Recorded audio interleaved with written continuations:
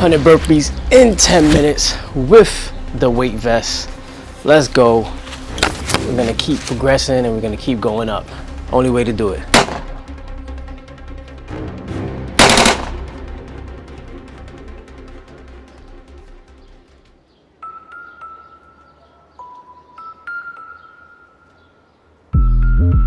Get someone who has all the things, and that's how you get a Michael Jordan. You get someone who has physical talent, genetic gifts, the mind for it, discipline, consistent work ethic, and then you get greatness. But also mental illness. You need to be like Michael Jordan, with all due respect, is considered, absolutely one of the greatest, if not the greatest basketball player of all time, but is kind of mentally ill. He's obsessed with winning to the point where he's an asshole.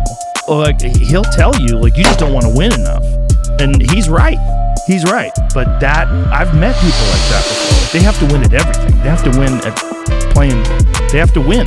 They're just winners. They're obsessed with that goal of winning.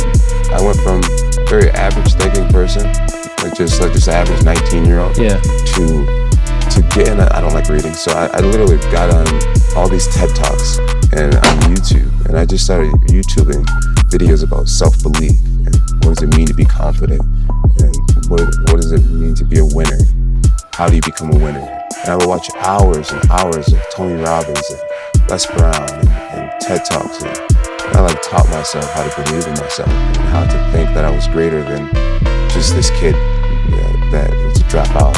Never really had great grades, never really was the starter, never was the captain of a team. I was just always kind of the average person, and overnight I taught myself that I could be great, change myself. One time my mom said, you need to get a job. I said, I already have a job, I'm just not getting paid yet. And I'm working on my dream. That's my job. If I'm gonna pay attention to my nightmare, I should be able to work on my dream. Well, one of them is gonna take my energy. I would rather give my energy to my dream than my nightmare. My father could have been a great comedian, but he didn't believe that was possible for him. And so he made a conservative choice. Instead, he got a safe job as an accountant. And when I was 12 years old, he was let go from that safe job. And our family had to do whatever we could to survive. I learned many great lessons from my father, not the least of which was that you can fail at what you don't want. So you might as well take a chance on doing what you love. I think a lot of people that are hyper ambitious come from a environment. And what is that connection? I think it's probably wanting something better than you're experiencing and knowing that it's possible, that it's out there, and knowing the pain of living in the ghetto or the pain of being on food stamps, the pain of poverty. That's a scary thought for a child. Yeah, that's motivating. Yeah, it puts a kind of fire in you. Self-talk and visualization are two keys to my success. I believe for that last 19 miles, I was indestructible. Because I took myself in that chair, crapping up my back, peeing blood down my leg, shin splints, stretch fractures. I use all that for motivation versus negativity.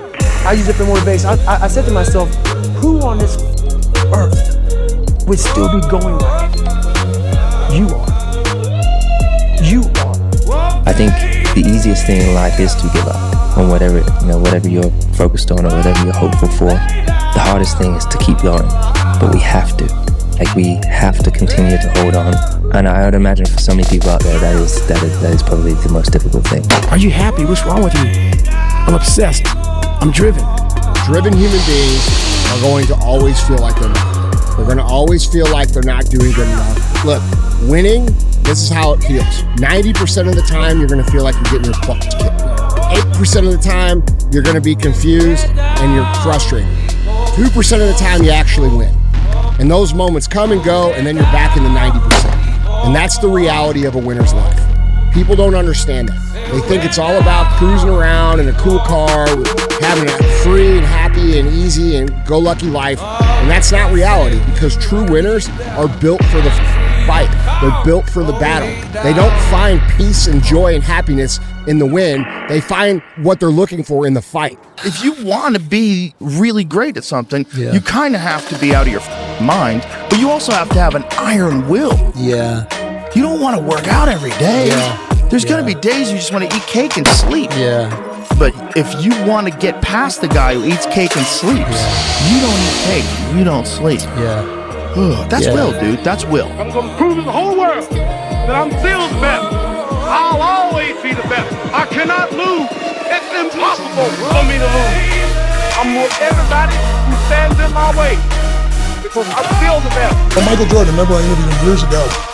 And I said, what makes you the best in the world? Is it skill? Is it talent? Is it ability? Is it background? Is it training? And he was so awesome. He said to me, I can tell you the truth, and it won't sound like hyperbole or false modesty. He said, I didn't even make the high school basketball team my sophomore year. I was cut. He said, what it is every day I demand more from myself than anybody else could possibly expect. I don't compete with other people. I compete with what I'm capable of. A lot of people think, how do you do what you do? At the end of the day, I ask myself one question: can I take one more step? And usually the answer is yes. So if you can answer that question and not take another step, that is real failure. That is real quitting. So a lot of people can take one more step and they choose not to. I don't know if you can take 2 steps. You got to answer that question after you take the first step. Ask yourself this question, right? Everybody in the crowd, ask yourself this question. Like, what do you want in life? What do you actually want? Not material, right? Not material. When it comes down to like a feeling, of a vision that you see of yourself, what do you want and what's stopping you? Because that's what I'm asking myself right now. And that's what I've asked myself all the way up until this point. What's stopping me from getting what I want? For me, the answer has been myself. I think that it's the same for a lot of people. A lot of times it's ourselves that's in front of us, that's stopping us. So for me, it's like I've overcome that so many times, and I'm at this point right now, and it's still a challenge. The challenge is not done. I'm continuously working, and I'm going to continue to work. Never complain, never explain. And what it means is, don't complain about life. Don't explain what you're doing or why you're doing it, just do it. By whining and complaining, all you're doing is making people think bad things about you, looking weak. You know, and when you complain a lot, you have a mindset where everything is kind of a potential complaint. Stop whining and stop explaining yourself and just do things in the world and let your actions speak for themselves. I didn't care who wanted to be my friend. I didn't care what people thought about me. I went into workouts. I showed them what I knew I could do. You know, I went to the combine. I played both days because I wanted to show them that I wasn't scared. I'm not running from nobody. I came out and I proved it up. If all you guys are going left, it's that one person who say, you know what, left's not the right way. I'm gonna go right. Who didn't follow the crowd. That person who's not afraid of doing what they believe is right in their heart and not following someone else because someone else said, let's go this way, and they agree with everybody. I don't like yes men or yes women. If you're right, you're right. We're gonna follow you. But I like people who stand for something, they believe in something, and this is the way I'm gonna go whether you like me or not. Look, winning is easy. The confidence comes from preparation.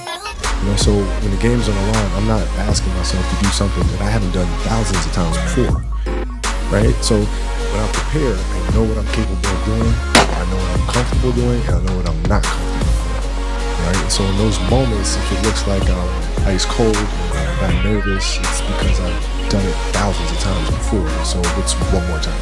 I'm not good enough, smart enough. I'm not talented enough. Some people are. Some people can start at 1. Some people don't have to start at all.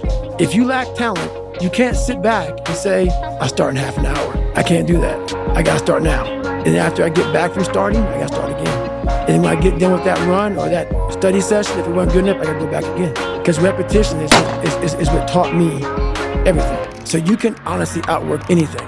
There's a teacher and he's got 2 classes that he teaches. And one class, he says, the only assignment for this whole semester is that you come back with a perfect clay pot. That's it. That's the assignment. The other class, he says, your objective is to make the most total quantity of clay pots, and you'll be measured by how many pots you make. And at the end of the quarter, the pots that came from the team that had to just make sheer volume, not only did they make more pots, but the quality of all of their pots was better compared to the teams that only had to make 1. And it just underlines the biggest lesson that I've learned in my life, which is that volume negates luck. Like if you do 1,000 podcasts, you'll be pretty fucking good at podcasts, right? But if you try to say, okay, you're brand new and all you have to do is make 1 perfect podcast, the problem is that you don't have the perspective in which to make a judgment to say what is good.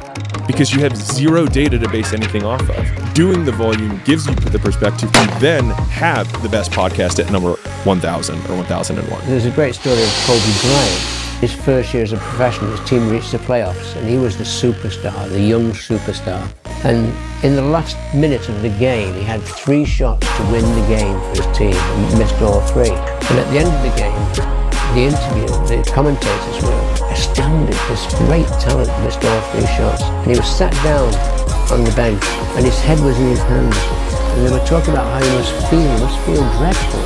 And they managed to get an interview, and they said, Kobe, when you sat on the bench with your head in your hands, you must have felt terrible.